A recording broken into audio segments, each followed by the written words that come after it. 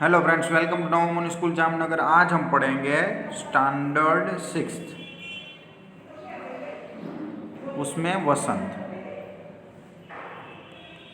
Chapter number 17, सांस सांस में बास। चलिए देखते हैं। एक जादूगर थे चंगलनबा। अपने जीवन में उन्होंने कई बड़े बड़े करतब दिखलाए।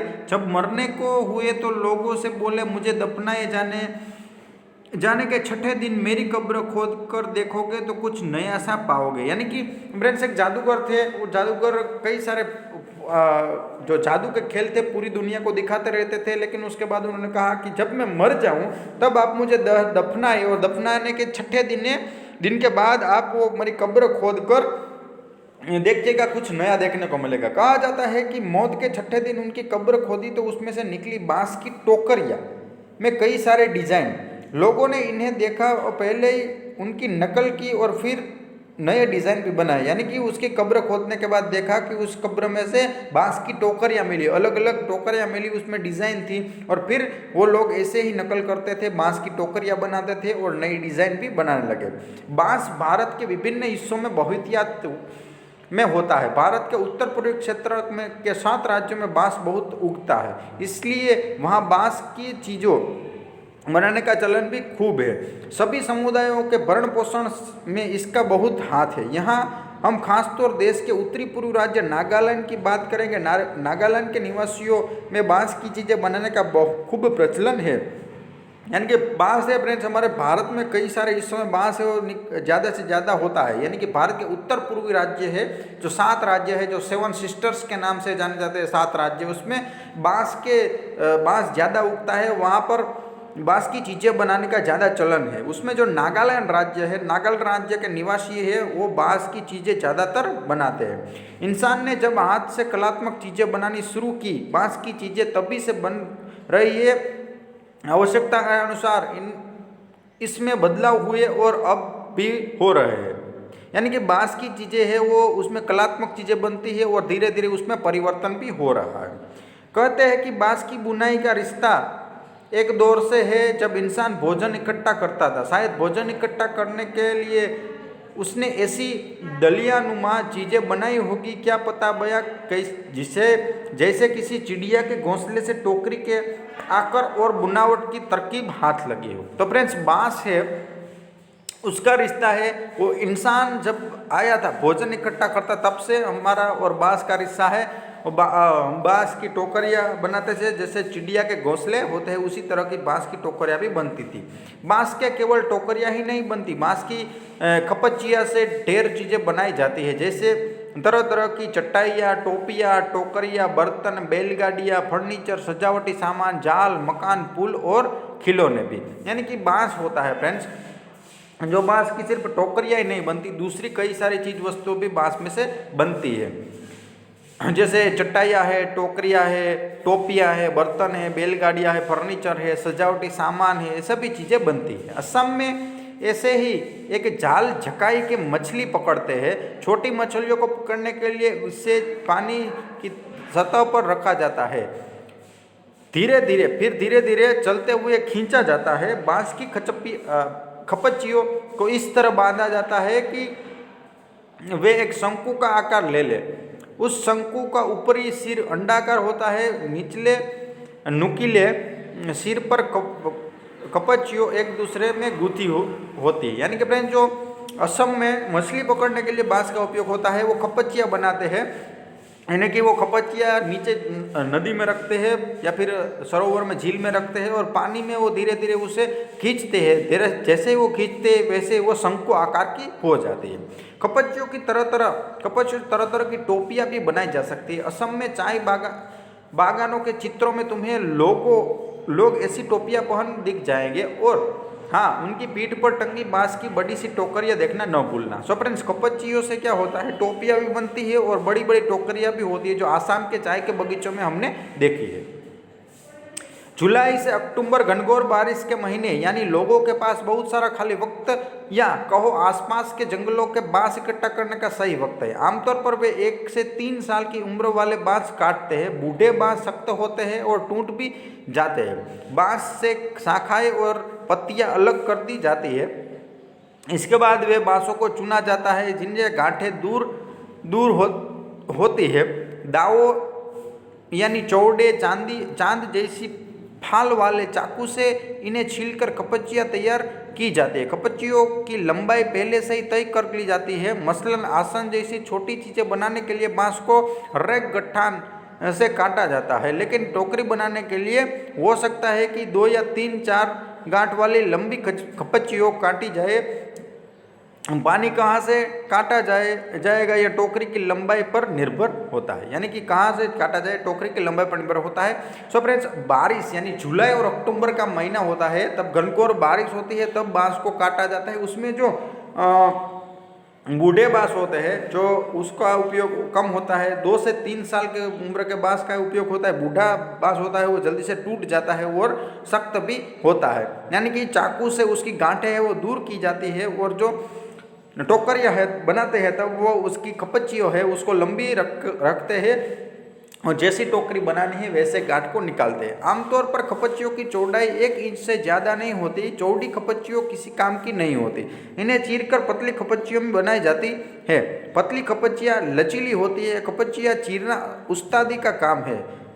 हाथों की कलाकारी के बिना खपच्चियों की मोटाई बराबर बनाई रखना आसान नहीं।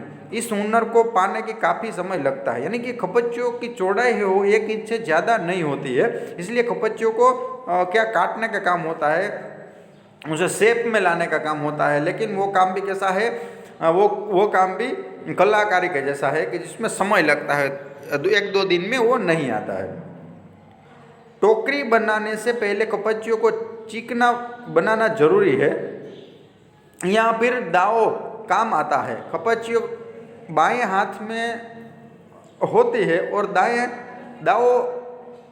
हाथ में। दावों को धारदार सिरा खपच्ची को दबाए रहता है, जबकि तर्जनी दावों के एकदम नीचे होती है। इस स्थिति में बाएं हाथ से खपच्ची को बाहर की ओर खींचा जाता है। इस दौरान दायां अंगूठा दावों को अंदर की ओर दबाता है और दावों खपच्ची के दबाव बनाते हुए घिसाई करता है जब तक खपच्ची एकदम चिकनी नहीं हो जाती। यह प्रक्रिया दोहराई जाती है। इसके बाद होती है खपच्चियों की रंगाई। इसके लिए ज़्यादातर गुड़हल, इमली की पत्तियों आदि का उपयोग किया जाता है। काले रंग के लिए उन्हें आम की छाल में लपटकर कुछ दिन के लिए मिट्टी में दबाकर रखा जाता है। यानी कि फ्रेंड्स, जो ये खपच्चियाँ होती है, यानी टोकरी बना के लिए खपच्चियाँ चिकनी होनी चाहिए। उससे लिए क्या है, दावो है वो काम आता है, यानी दावों से वो खपट्टियों को काटा जाता है। तो एक हाथ में, दाएं हाथ में दावो रखना पड़ता है, बाएं हाथ में खपच्ची रखनी पड़ती है। उसके बाद उसको जोर दबाकर जो खींचा जाता है खपच्चियों, तो उसके कारण वो चिकनी हो जाती है। और अगर उसमें कलर करना है, रंग करना है हमें, तो उसमें गुड़हल है, इमली की पत्तियाँ है, ये सब का उपयोग होता है। अगर हमें काला रंग करना है तो आम की पत्तियों को उसमें लिपेट कर मिट्टी में दबाकर रखा जाता है, इसलिए वो कलर हो जाएगा। बांस की बुनाई वैसे ही होती है जैसे कोई और बुनाई।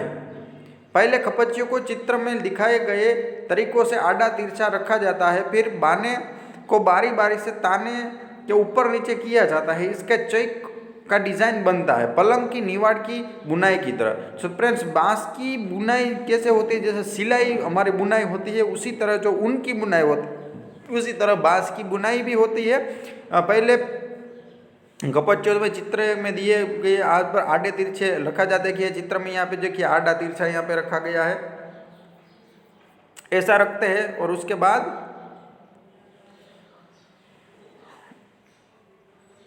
उसमें वो बारी बारी उसे ताना देना पड़ता है, खींचना पड़ता है और चेक जैसी डिजाइन बन जाती है। पलंग की निवाड़ भी बुनाई किया जा सकता है। टूल बुनना हो तो हर एक बाना 2 या 3 तानों के ऊपर और नीचे से आ जाता है। इससे कई सारे डिजाइन बनाए जा सकते हैं। टोकरी के सिरे पर खपच्चियों को या चोटी की तरह गूंथ लिया जाता है या फिर कटे सिरों को नीचे की ओर मोड़कर फंसा दिया जाता है और हमारी टोकरी तैयार। चाहो तो बेचो या घर पर ही काम में ले लो। यानी कि टोल बुनना हो तो 2-3 बार ऊपर नीचे इस खपच्ची को करना पड़ता है, इसलिए डिज़ाइन बनती है।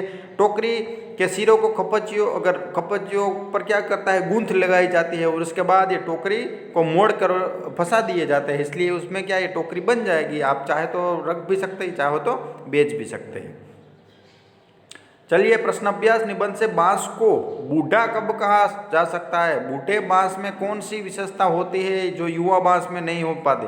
फ्रेंड्स, जो 3 साल के ऊपर यानी 3 साल यानी 4 साल 5 साल बांस को बूढ़ा बांस कहते हैं। उसके बाद बूढ़ा बांस होता है, वो कैसा होता है, सख्त होता है, वो जल्दी से टूट जाता है।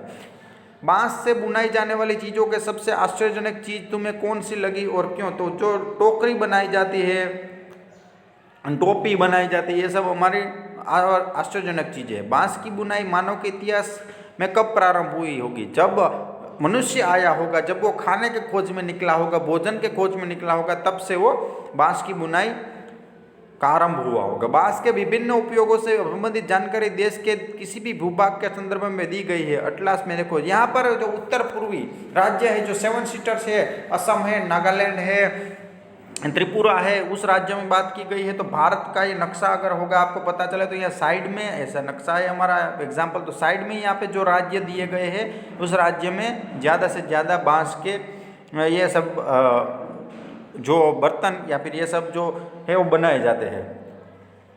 निबंध से आगे, बांस के कई उपयोग इस पाठ में बताए गए हैं, लेकिन बांस के उपयोग का दायरा बहुत बड़ा है। नीचे दिए गए शब्दों की मदद से तुम इस दायरे को पहचान, जैसे संगीत, मच्छर, फर्नीचर, प्रकाशन, एक नया संदर्भ।